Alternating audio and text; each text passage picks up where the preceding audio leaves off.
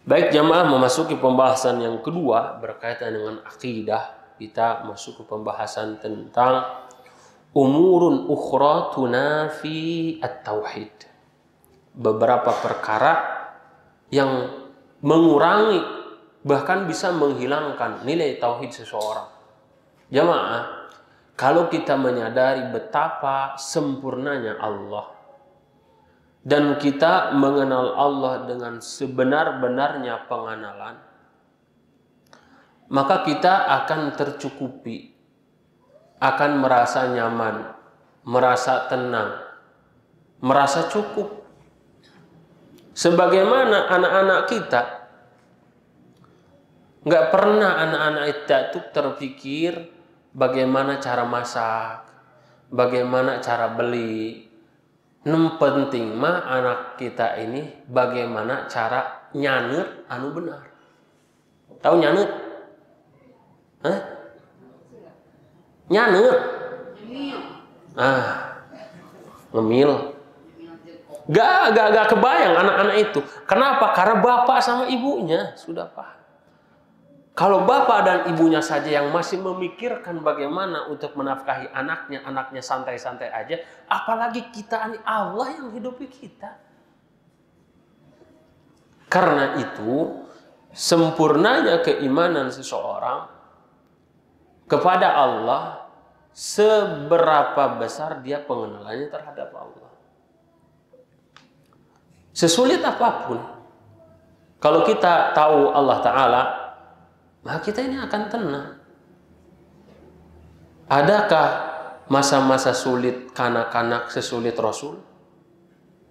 Adakah masa kanak-kanak itu sesulit masalahnya seperti Yusuf?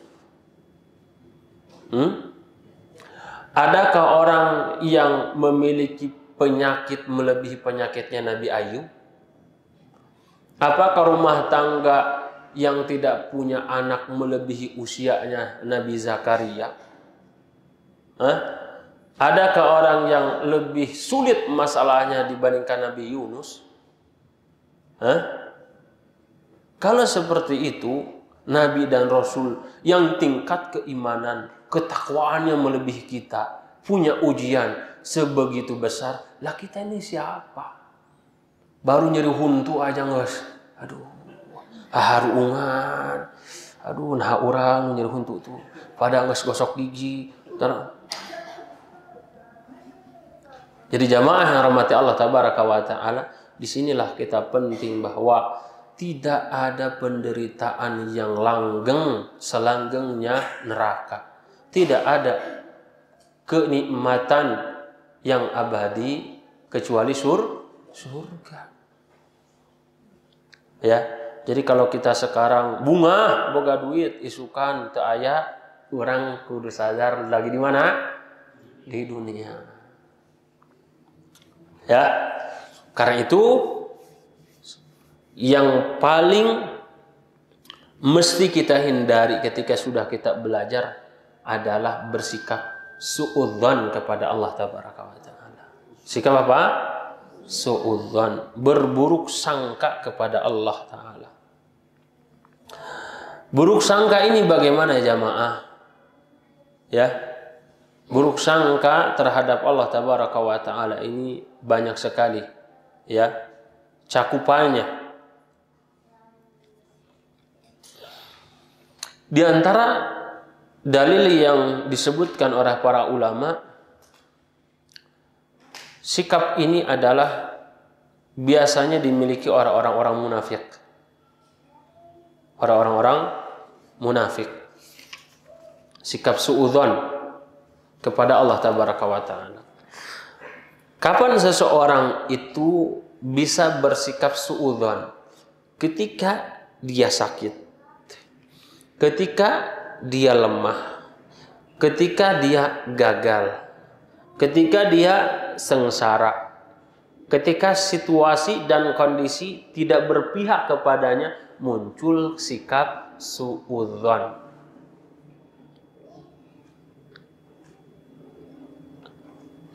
Ini sikap, sifat, tabiat, ini manusia.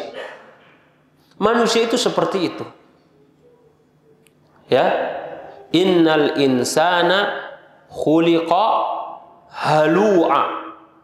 Idza massahu syarru jazu'a wa idza massahul khairu manu'a. Manusia itu berkeluh kesah. Ya, berkeluh kesah. Mau yang kaya, apalagi yang miskin. Sama jamaah, keluh kesah. Mau yang sehat, apalagi yang sakit. Mau yang sukses, apalagi yang gagal. Bersikap keluh kesah. Manusia itu tidak akan pernah puas dengan kondisi apapun pencapaiannya. Rasul yang mengatakan seperti itu. Lau kana libni Adam wadiyan. Sekiranya anak Adam itu memiliki satu lembah isinya emas semuanya. Bukan kerikil, bukan pasir, bukan batu, emas. Ditempo koneng, itu hejo, koneng. Emas punya saya. Aduh, seandainya saya bisa ngembangkan jadi 2 lembah emas semua tuh. Sampai kapan? Sampai disumpel sama tanah. Sampai meninggal baru angan-angannya apa? Tidak ada. Lantas apa yang menjadi solusi supaya mengikis bisa sampai menghilangkan? Kita harus kenal Allah. Sehingga suudzon itu kemudian berubah menjadi husnudzon.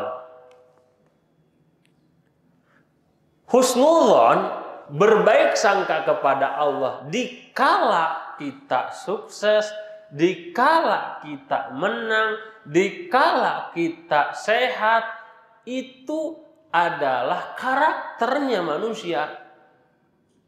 Bahkan melebihi sikapnya seperti itu adalah lamun taya urang mah moal bisa seperti iya. Justru melampaui batas. Itu manusia. Bukan hanya yang awamnya. Ahli ilmunya saja punya penyakit seperti itu. Tapi bisa diminimalisir, bahkan dihilangkan itu dengan ilmu. Dia tahu siapa penciptanya, siapa yang mengaturnya. Tahu dari mana? Contoh. Rasul mengatakan, "Ma yusibul muslimu min hammin wala huznin." Tidaklah seorang muslim itu tertimpa musibah, tertimpa kesakitan, tertimpa penyakit, kesedihan. Apakah yang menimpanya muslim saja atau non muslim juga tertimpa? Sama. Tapi Rasul menyebutkan muslim. Lalu apa? Di balik musibah itu, kecuali kata Rasul, diangkat derajatnya. Diampuni dosa-dosanya. Kalau 2 saja ini jamaah kita dapatkan tatkala kena musibah, sakit, gagal, sengsara, lalu muncul, ini Allah sedang mengangkat saya level keimanan, ketakwaan dari kesabaran. Ini untuk menggugurkan dosa-dosa saya yang tidak tembus oleh istighfar.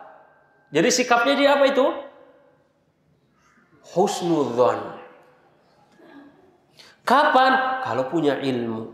Dibarengi dengan apa? Iman. Dalam satu hadis dijabarkan jamaah, nanti di akhirat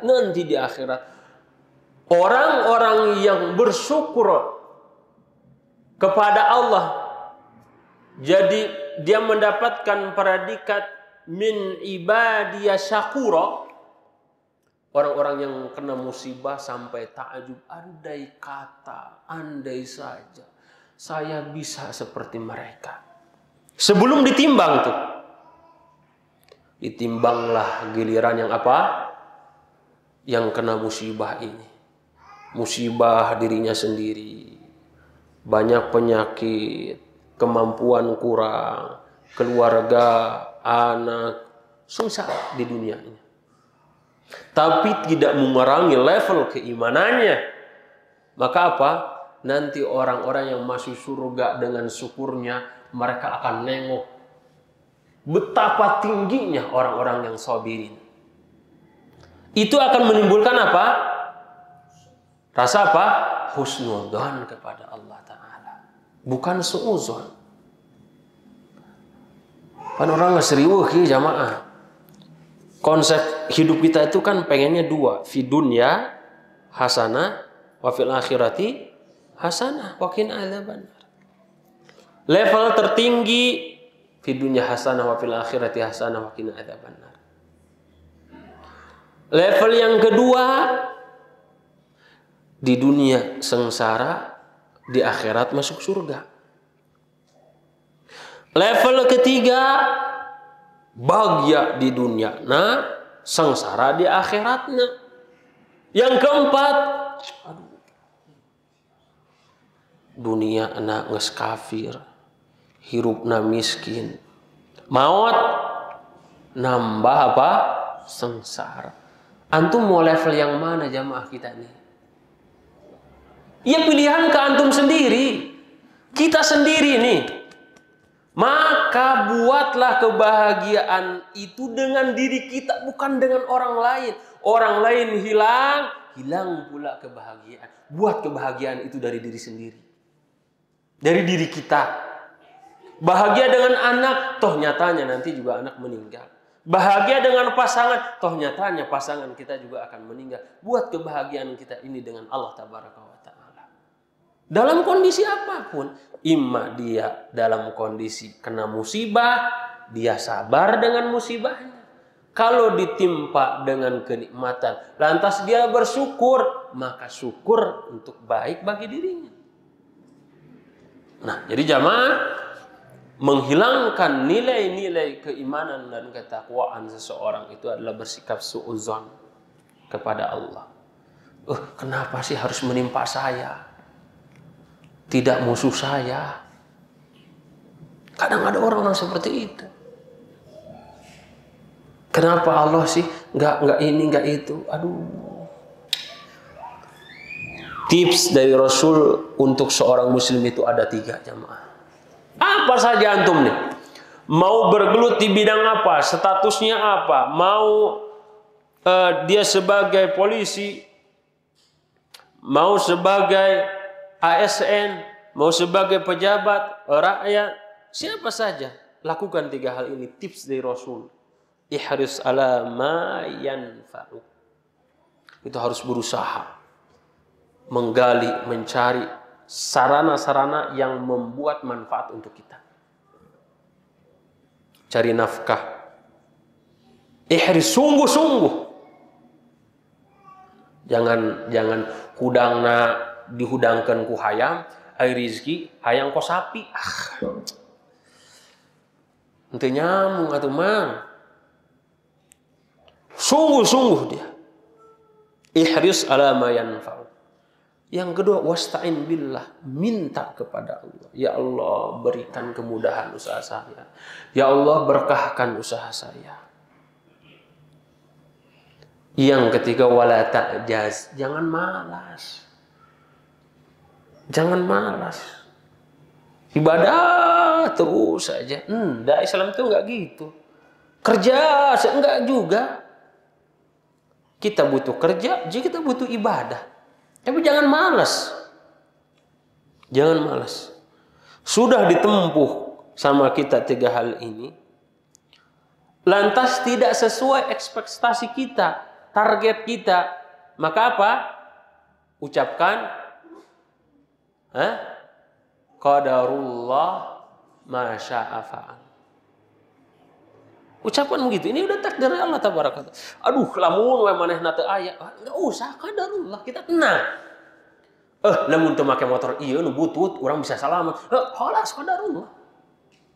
Coba saya ngelamar duluan, janur kuning itu enggak akan melengkung. Walas, bukan rezeki antum, qadarullah. Jadi apa kita bikin apa? Tenang. Hasan Al-Basri mengatakan, saya ini tidak akan pernah capek, tidak akan pernah risau. Kenapa? Annal maqadira, sesungguhnya takdir-takdir itu sudah ditentukan. Rizki sudah ditentukan. Ya. Pasangan sudah ditentukan. Jadi rizki itu kita nggak nyari aja, datang sendiri. Yang kita harus risaukan itu adalah kita ini tidak dijamin semuanya masuk surga.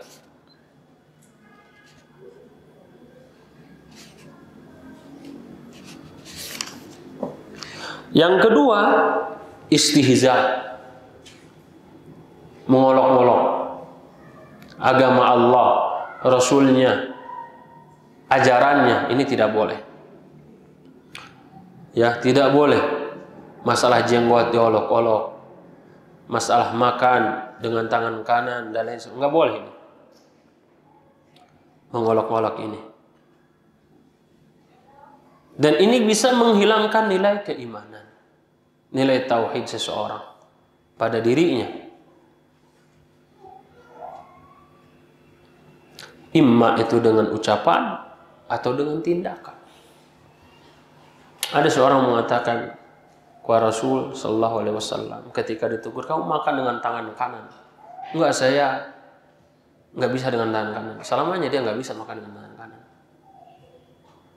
Ya, ada juga yang istihza sebagaimana disebutkan imma dalam kitab Asadul Wabah atau apa gitu ya, disebutkan oleh Imam Ibnu Hajar Al-Asqalani, ada orang yang mengolok-olok masalah melamoti jari jemari. Ya, itu sunnah di sunnah Rasul. Dampaknya apa? Ketika dia istinja, cebok, lengannya masuk ke duburnya, nggak bisa keluar. Ya, kalaupun tidak seperti itu di dunia, ya nanti di akhirat. Nggak boleh mengolok-olok. Kalau belum bisa melakukan, ya udah kita diam saja. Ya, ada orang yang masih belum sanggup brewok, itu enggak apa-apa. Tidak perlu apa? Mengomentari. Sama orang yang sudah berewokan itu dicukur, nggak usah kita komentari.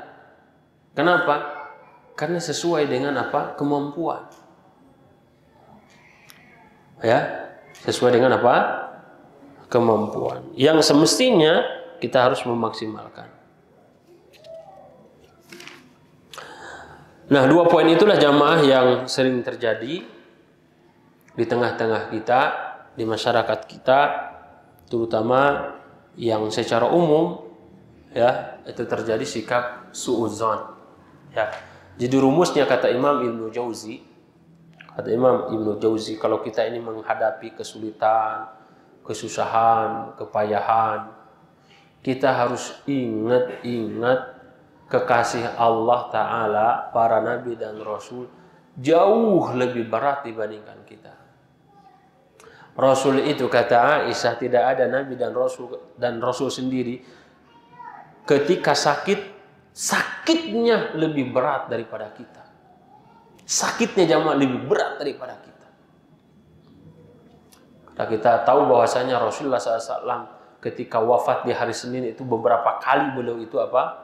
Pingsan. Sakitnya sampai pingsan gitu, itu penyakit bukan yang ringan ya, berat.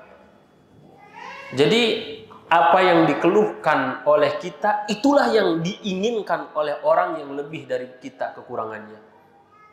Saya kerja gajinya dikit. Ada banyak orang yang tidak punya pekerjaan. Kita ngeluh sakit, ada yang lebih sakit daripada kita. Maka dari itu jamaah keluhkan semuanya kepada Allah Tabaraka wa Ta'ala. Wallahu ta'ala alam. Sampai sini ada yang perlu dipertanyakan, dipersilahkan.